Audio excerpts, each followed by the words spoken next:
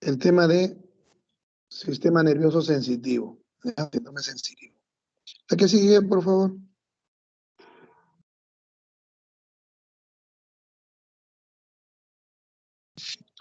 En la mayoría de los casos, cuando uno tiene un problema sensitivo, generalmente está asociado a un síndrome de primera motoneurona.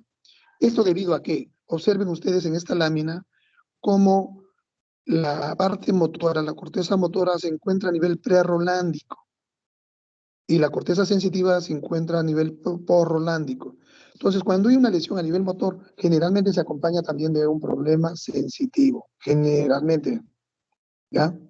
¿La que sigue?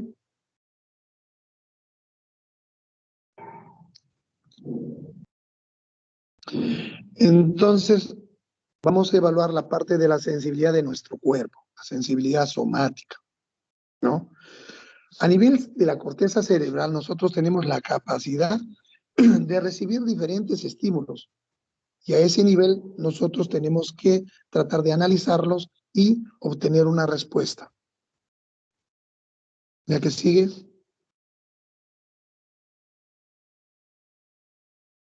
Para ello debemos recordar que existe cierto tipo de receptores que van a contribuir a que sean, o que van a ser el mecanismo que van a subir de forma aferente a la sensibilidad hacia nuestro cerebro para que éste pueda analizarlos.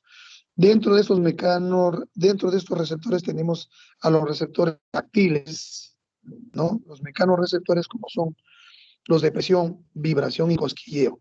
Y también los que tienen una función posicional, ¿no? Que nos puede orientar a saber en qué posición está nuestro cuerpo o algún elemento de ello, o a qué velocidad nos estamos moviendo. Y los otros son los termorreceptores, los que nos explican si es que hay calor, si es que hay frío o hay dolor, ¿no? ¿Cuáles son los nombres de estos? Por ejemplo, para el tacto superficial tenemos los corpúsculos de Meissner y de Merkel. Para el calor tenemos el bulbo de Ruffini y para el frío el bulbo de Krauss. Hay otros mecanorreceptores que se conocen con el nombre de corpúsculos de Vater y Pacini. La que sigue, por favor.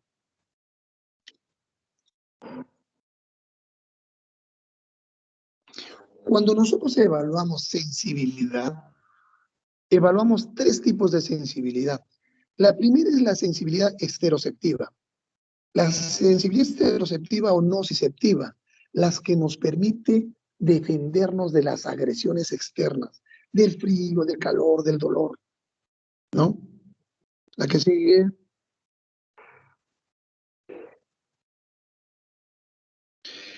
El segundo que nosotros evaluamos es la sensibilidad propioceptiva, ¿no? Como hemos dicho, hay diferentes mecanorreceptores a nivel de los tendones, de los músculos y de las articulaciones que nos permiten evaluar la posición de nuestro cuerpo y nos permiten evaluar también la velocidad con que nos movemos. Entonces nos informa sobre los movimientos y la posición en el espacio que colocamos las diferentes partes de nuestro cuerpo. La que sigue.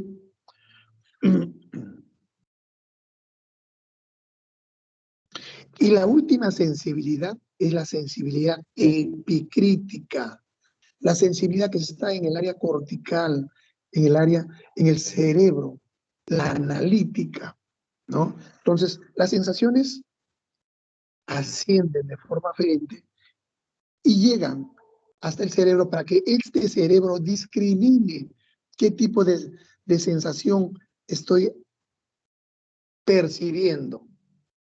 ¿Y cómo evalúo yo esta sensibilidad? ¿Cómo la evalúo?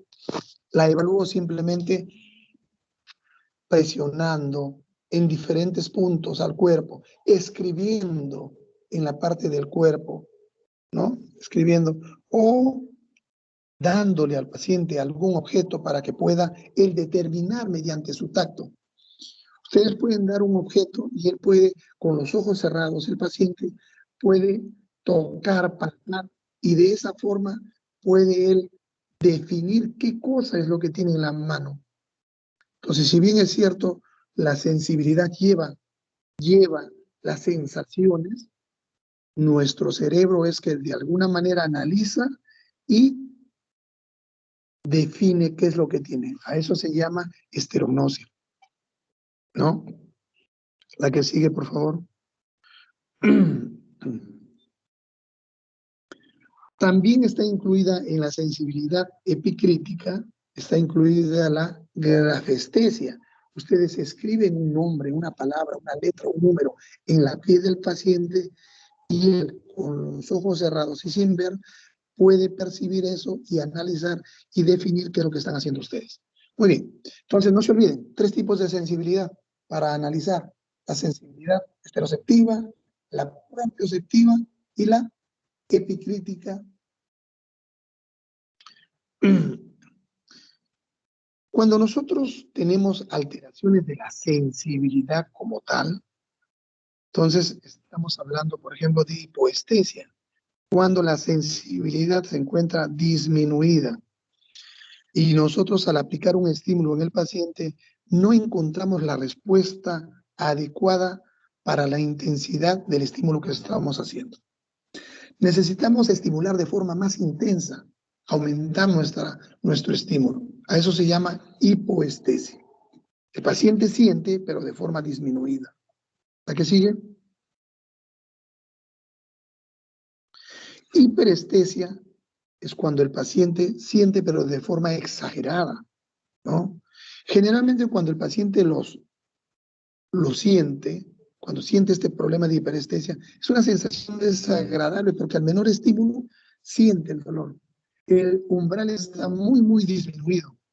Entonces, al pequeño estímulo, la sensación es más intensa de lo que espera. ¿A qué sigue, por favor? Tenemos también la parestesia. ¿Qué significa parestesia?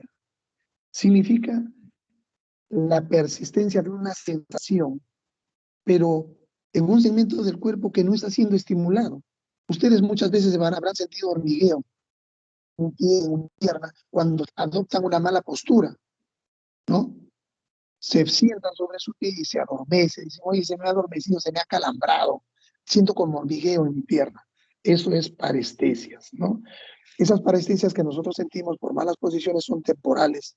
Sin embargo, en un paciente que tiene compromiso de síndrome del túnel del carpo, por ejemplo, entonces se hace permanente y constante. ¿A qué sigue?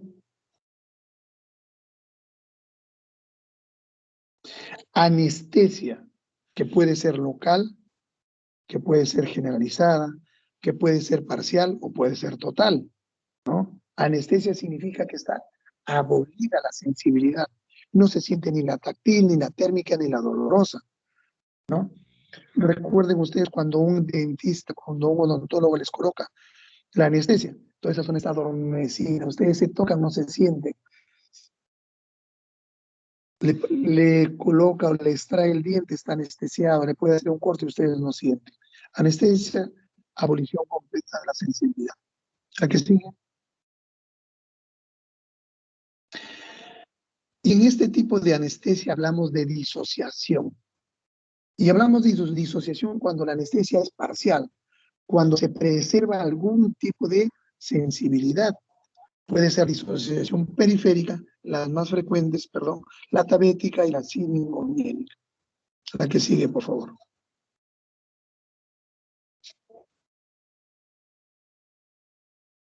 Esto es para recordar cómo son las vías medulares ascendentes, sobre todo la de la sensibilidad térmica y dolorosa.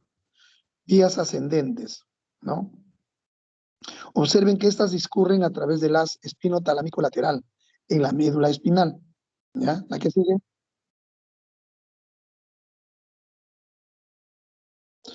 Y su neurona de primer orden se encuentra a nivel de la médula, en el ganglio de la raíz posterior. Esta prosigue hasta la punta de la columna gris posterior y después se cruza hacia el segmento del tracto posterolateral del Esaguar. ¿La que sigue?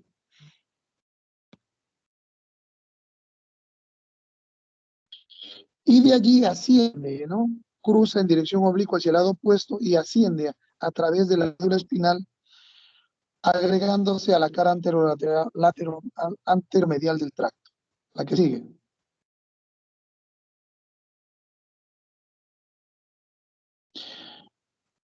Discurre por el tracto espinotalámico lateral y llega hasta el menisco espinal, que sigue ascendiendo hasta a través de la protuberancia. La que sigue. Y ya la neurona de tercer orden se encuentra a nivel pues, de la corteza sensitiva, donde son analizadas e interpretadas de forma consciente. La que sigue, por favor.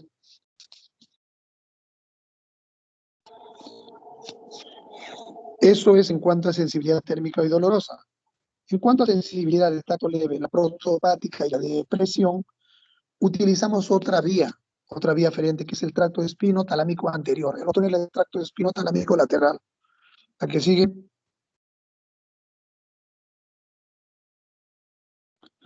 La neurona de segundo orden también cruza hacia el lado opuesto de la médula y asciende como tracto espinotalámico anterior. La que sigue.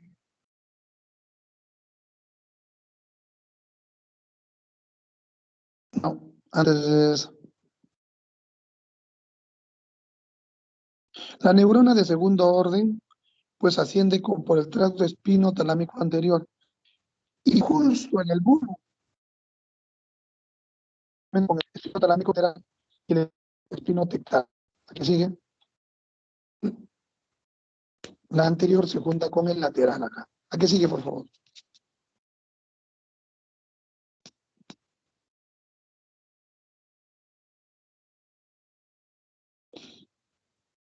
La que sigue.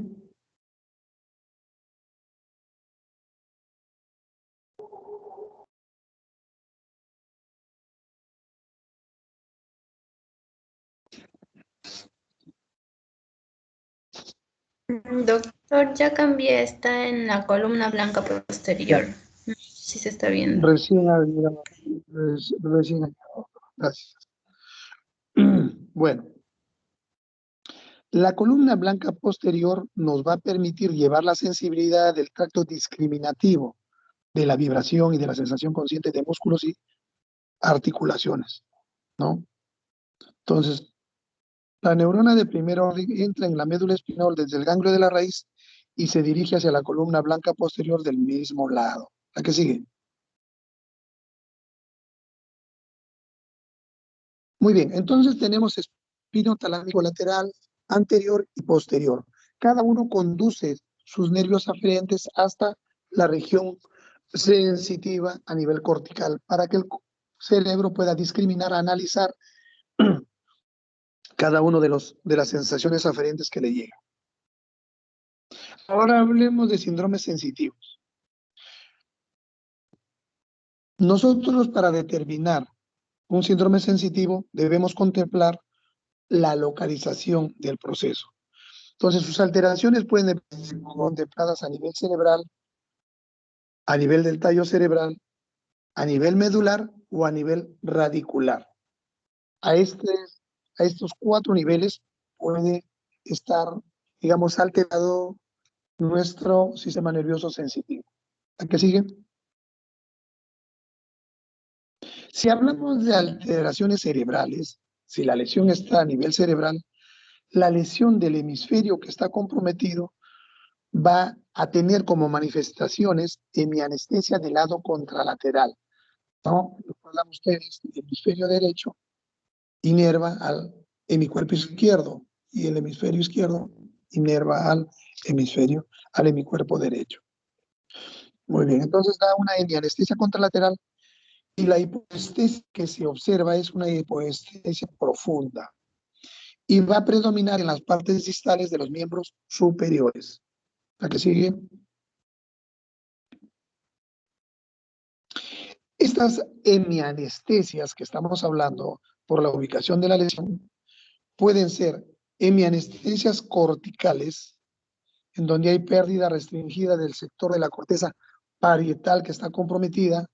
Va a haber en el paciente estereoagnosia, no va a poder discriminar los objetos que ustedes le den. Va a haber trastornos de la discriminación táctil.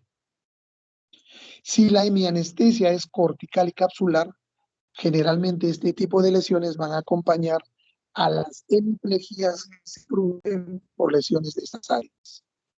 Si la hemianestesia es talámica, generalmente se va a integrar al síndrome talámico.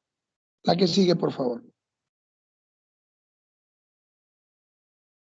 Si las alteraciones sensitivas se ubican a nivel del tallo cerebral, va a depender de su nivel también. Si es a nivel peduncular, el paciente va a presentar hemianestesia contralateral a la lesión y puede presentar el síndrome de Benedict y Manakov. Si se ubica a nivel protuberancial, el paciente va a presentar hemianestesia de la cara lateral de la lesión y síndrome de Millar-Gubler. Si es a nivel vulvar, el paciente va a tener hemianestesia contralateral y hemianestesia facial del mismo lado. La que sigue.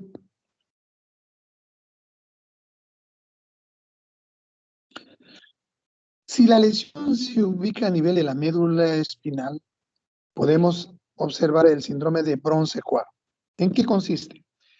Este síndrome de Bronce-Quart consiste en una hemisección medular, ¿no? Que puede ser causado por luxación de la columna vertebral, una caída de un paciente. Una caída puede originar este problema, ¿no? Cuando hay un problema de traumatismo vertebromedular. La herida de bala o por arma blanca, punzo penetrante, también puede originar este problema. ¿A qué sigue? En este paciente lo característico es que haya una parálisis del mismo lado, con parálisis espástica del mismo lado. Hay anestesia cutánea también del lado seccionado. Y hay pérdida homolateral del mismo lado. En la parte contralateral hay sensibilidad termoanalgésica de 2 o 3 segmentos por debajo de la lesión y pérdida incompleta de la sensibilidad táctil. Ese es el síndrome de Bronce-Quart. ¿La que sigue?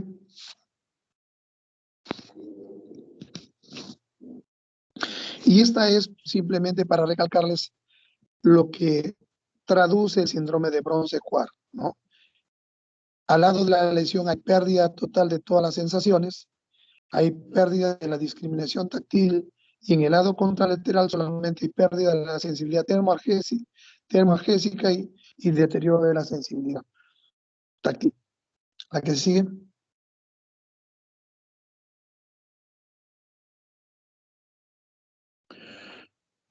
Cuando hay una ruptura completa de la médula, entonces aquí hay un compromiso total de la sensibilidad. Hay anestesia total por debajo de la lesión. ¿Ya? ¿La que sigue, por favor?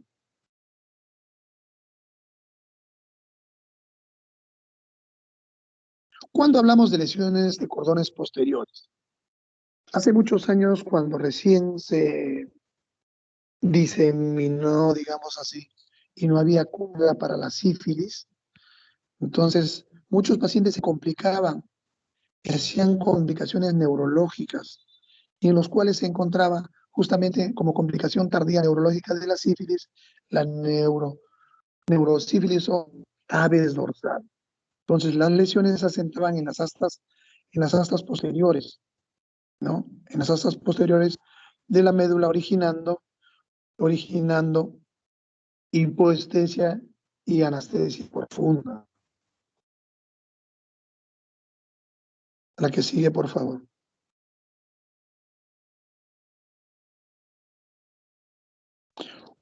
Otra disociación que habíamos mencionado era la disociación siringomiélica, en los cuales la siringomielia es la aparición de un quiste a nivel intramedular y generalmente la ubicación es a nivel cervical y lo que origina va a ser compresión de los cordones antelaterales y por lo tanto va a provocar un síndrome en chal del paciente. La que sigue.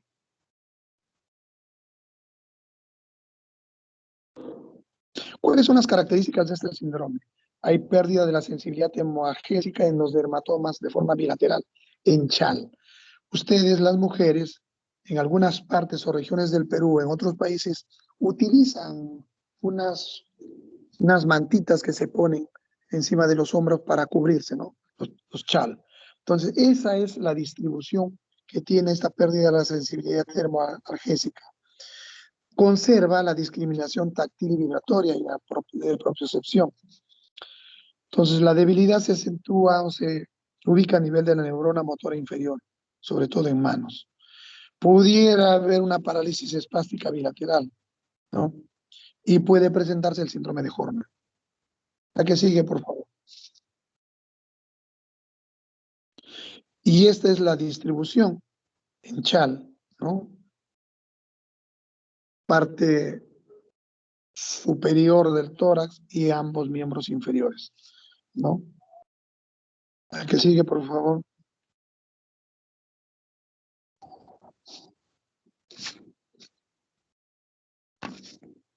En el síndrome del cono medular, yendo ya más hacia abajo, hemos hecho cerebro, hemos hecho médula. A nivel del cono medular, ¿qué va a presentar el paciente? El paciente presenta anestesia entre L1 y L2, y entonces va a manifestar como un adormecimiento en silla de montar. Y puede haber trastornos esfinterianos tanto de la vejiga como del recto. ¿Qué sigue?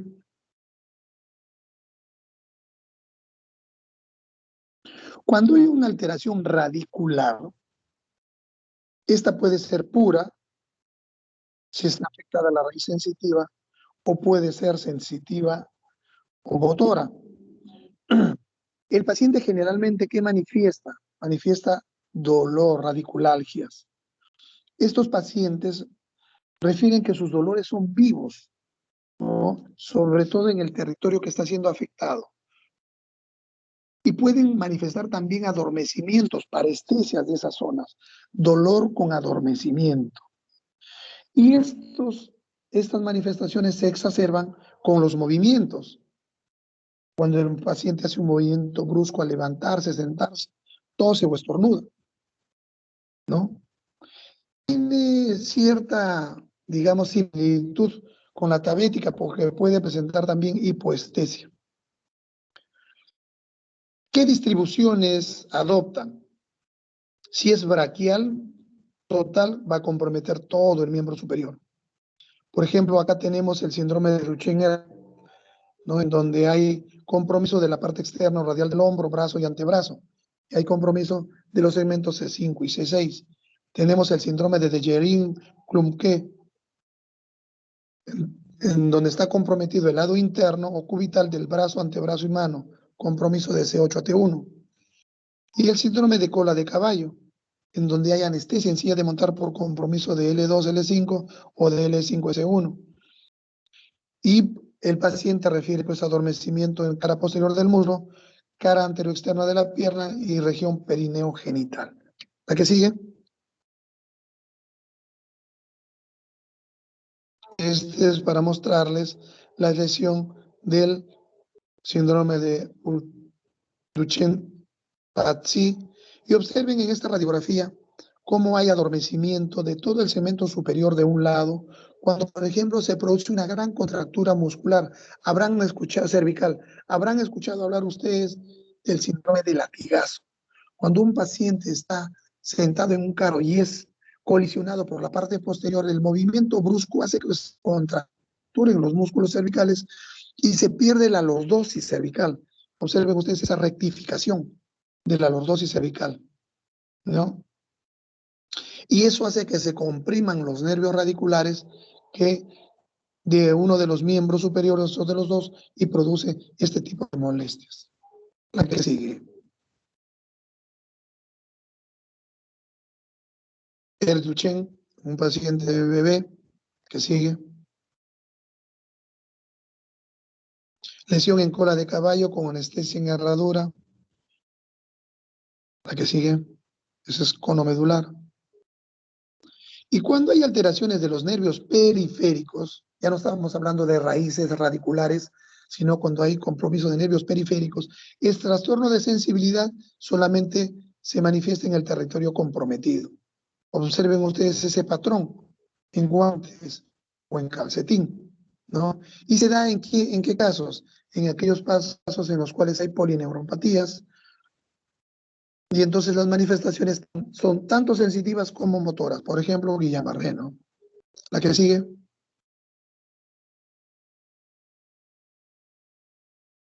Cuando un paciente tiene compromiso de ciática, ¿no? Cuando hay compromiso de ciática, entonces manifiesta dolor lumbar. Generalmente está comprimido o con los nervios de las raíces lumbares L4, L5 o L5, S1. Y él manifiesta dolor lumbar que se irradia por la región posterior del muslo y las regiones anterior llegando hasta el pie. Estos dolores se van a exacerbar con la tos, el estornudo, cuando van a defecar. O cuando ustedes le hacen una maniobra de estiramiento. O cuando ustedes le hacen la maniobra de la segue. La que sigue.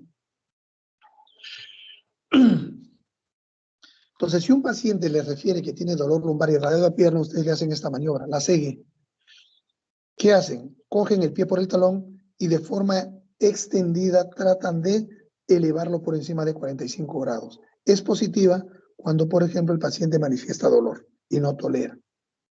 Si a pesar de ello el paciente tolera y pasa los 45 grados, ustedes pueden incrementar la sensibilidad haciéndole la maniobra de Bragar. ¿En qué consiste? Consiste en hacer una dorsiflexión. Después de pasado los 45 grados, ustedes hacen una dorsiflexión del pie sobre la pierna, estimulando el dolor. Entonces, la segue y Bragar. ¿La que sigue? Muy bien, doctores. Eso es con respecto a síndrome sensitivo. Como conclusiones y como recomendaciones, la parte sensitiva generalmente se asocia a lesiones de la parte motora porque están cerca, ¿ya? Como conclusiones, cuando hay compromiso sensitivo, debemos determinar el nivel de la lesión. ¿A qué nivel de la lesión está asentando? Si es a nivel cerebral, si es a nivel muscular, si es a nivel radicular o si es a nivel periférico. Dependiendo de ello, nosotros podemos hacer presunciones diagnósticas. ¿Ya? ¿Alguna pregunta, doctores?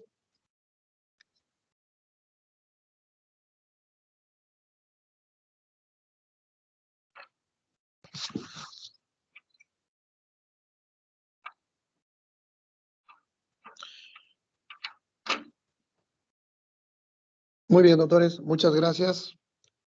Ya, ya están haciendo los videos, ¿no, doctora Foley? Me supongo que ya estarán subiéndolo para completar ustedes su